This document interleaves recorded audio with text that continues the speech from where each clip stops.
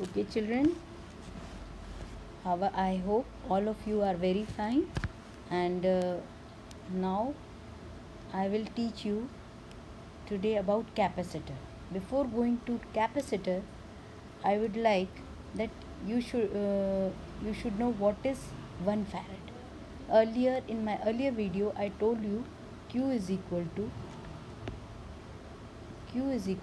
CV, where C was capacitance, depending upon the shape, size, medium around the conductor, and the presence of another conductor. And the unit of C was considered to be as farad. I told you it is very large unit. In order to explain this, that it is a large unit, I will take one example. Say, children, let we know for a spherical conductor of radius r, C is given as 4 pi epsilon 0 r. This formula was derived in my earlier video.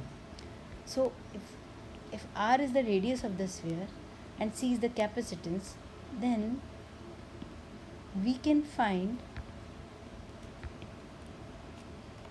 radius of sphere having capacitance as 1 farad. So in place of C, if we write 1 farad, 1 is equal to 4 pi epsilon 0 r. So r will become 1 upon 4 pi epsilon 0. And while solving the value of 4 pi epsilon 0, you will get r nearly about as 9 into 10 to the power 9 meters, or you can say 9 into 10 to the power 6 kilometers.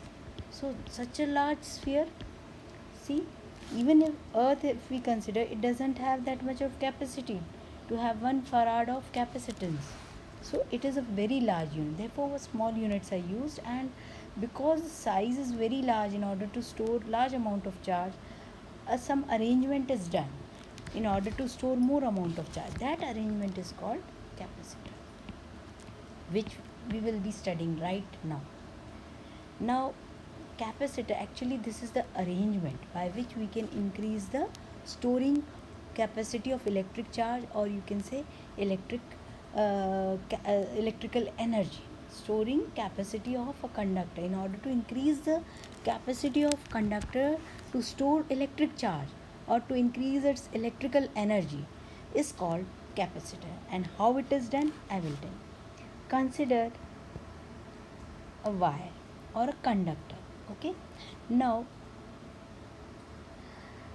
let Q be the charge given to this conductor. Okay, this is and it is isolated, nothing is in its surrounding. Now suppose if we let the name of this conductor be A. Now let another conductor be brought near it. It is uncharged. This was charged. Q was the charge that we have given, and we are bringing one more uncharged conductor near it. Now as we bring this uncharged conductor near it, because of induction, negative charge is produced in the near end of this conductor and positive charge on the farther end. This, because of induction.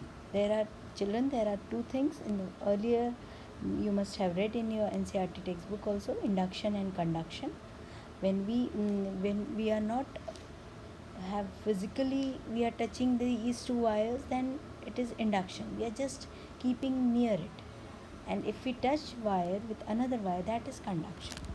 So as we bring this uncharged wire B, a negative charge due to induction is produced in the near end and a positive charge is produced in the farther end. Now this negative charge, children, this negative charge tries to decrease the potential of A, this conductor, because we know Q is directly proportional to, as charge increases, potential also increases. Earlier this conductor must be having some potential, say VA, But as we have brought this, as soon as we bring this B conductor near it, its potential decreases.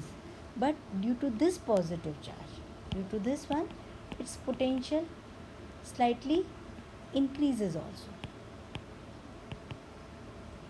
But if we consider the combined effect of the two, this much is very near to it, so the overall effect is decrease in potential of A. That means Q is equal to CV or C is equal to Q by V. If this decreases, this value increases. That means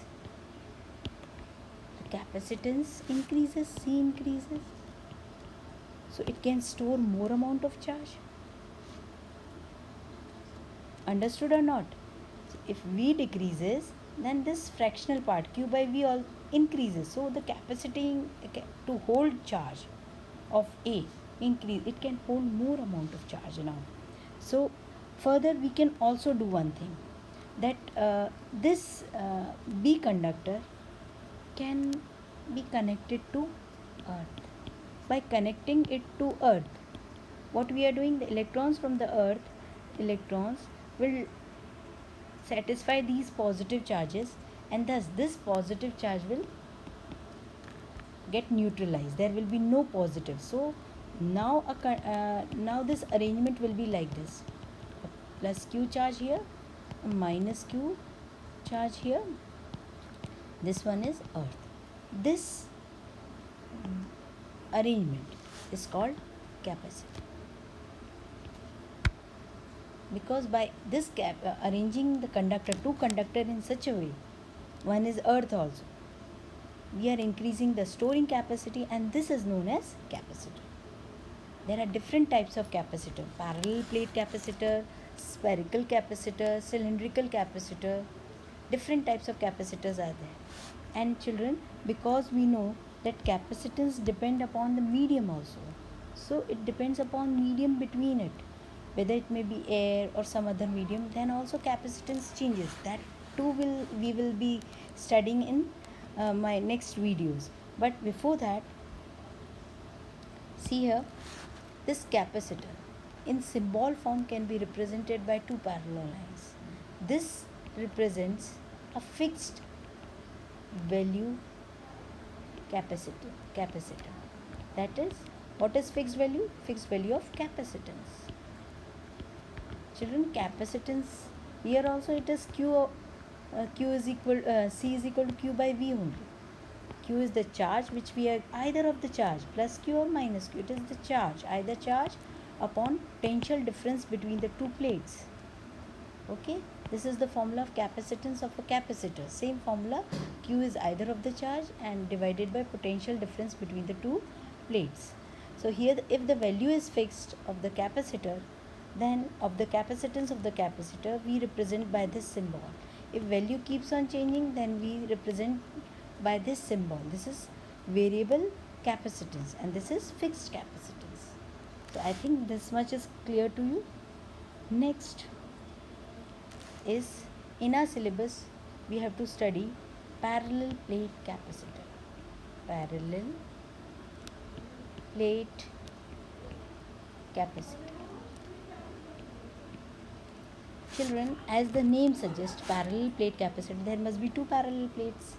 Okay, now here we are studying parallel plate capacitor with air or vacuum as a medium. There is no other medium than air, because we have to study parallel plate with dielectric also, some other medium also. So first we have to be clear when parallel plate capacitor consisting of air as a medium. Okay, so let us consider the arrangement: two plates A and B. Same thing, capacitor arrangement, positive plus Q charge is given to A.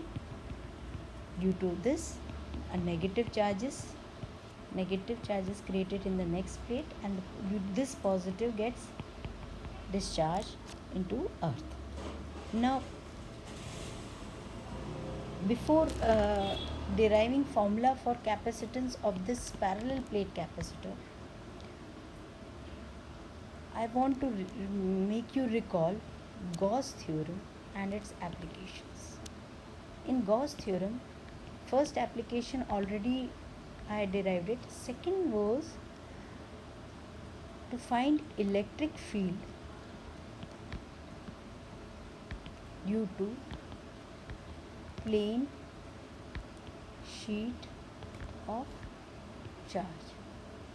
A plane sheet of charge was given and you have to find out electric field due to plane sheet of charge. And its value of electric field comes out to be sigma upon 2 epsilon z, where sigma was surface charge density, charge per unit area. Okay, this thing we have to take into account. First, sigma surface charge density, because we are taking a sheet of charge like these are the sheets like this. Parallel plate capacitor, this is metallic sheet only because it is two dimensional. So like this you can draw parallel plate capacitor so that it will be easy to understand. This is negative charge on the near end, this is A plate, this is B plate, and this one is earth. So sigma is surface charge density and E is the electric field, sigma upon 2 epsilon 0 due to plane sheet of charge. Now here there are two sheets of charges, plus Q and minus Q. So pay attention clearly. Again I am drawing this diagram so that everything will be clear to you. This is again one sheet, this is again another sheet. Plane sheet of charge A, B is another sheet of charge having negative charge, minus Q plus Q.